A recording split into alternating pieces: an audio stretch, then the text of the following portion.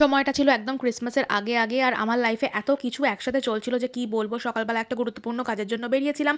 Office পৌঁছে নিজেকে একটুখানি সুন্দর করে সাজিয়ে গুছিয়ে নিয়েছি। কারণ সাজলে গুজলে আমার মুডটা এমনিই ভালো হয়ে যায়। আর আজকে দুপুরবেলা লাঞ্চে প্রচুর ভালো, ভালো জিনিস খেয়েছি। ডালিয়া খেয়েছি, রাজমা খেয়েছি, ফুলকপির তরকারি, ডিম ভাজা আর খেয়েছি ব্রেড ছিল।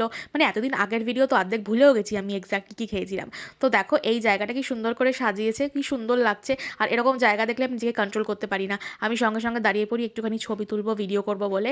আর ক্রিসমাসের আগের সময়টা অফিস করেই দিনগুলো কেটে যাচ্ছিল। তাই জন্য ভাবলাম অ্যাটলিস্ট ডিনারটা তো ভালো করাই যায়। তো আমি চলে গেছিলাম চাউম্যানে। আর চাউম্যানটাও সুন্দর করে সাজিয়েছিল, মানে সব রেস্টুরেন্টসই সাজায় ক্রিসমাস নিউ ইয়ারের সময়টায়। তো আমরা তো অনেক ভালো ভালো খাবার দাবার খেয়েছি। কী খেয়েছি সেটা আমি what I it in a day ভিডিওটাতে শেয়ার করব।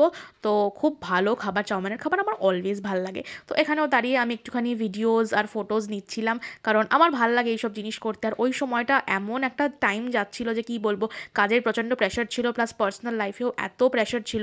ক্রিসমাসের টাইমটা ভালো করে এনজয়ই করতে পারিনি মনে হচ্ছিল। বাট এখন যখন ভিডিওসগুলো দেখছি, ভয়েস ওভার দিচ্ছি এতদিন পর, মনে হচ্ছে ঠিক আছে সব কিছুর মাঝেও আমি ম্যানেজ করে নিয়েছি, ঠিকঠাকভাবে কাটিয়ে দিয়েছিলাম দিনগুলো।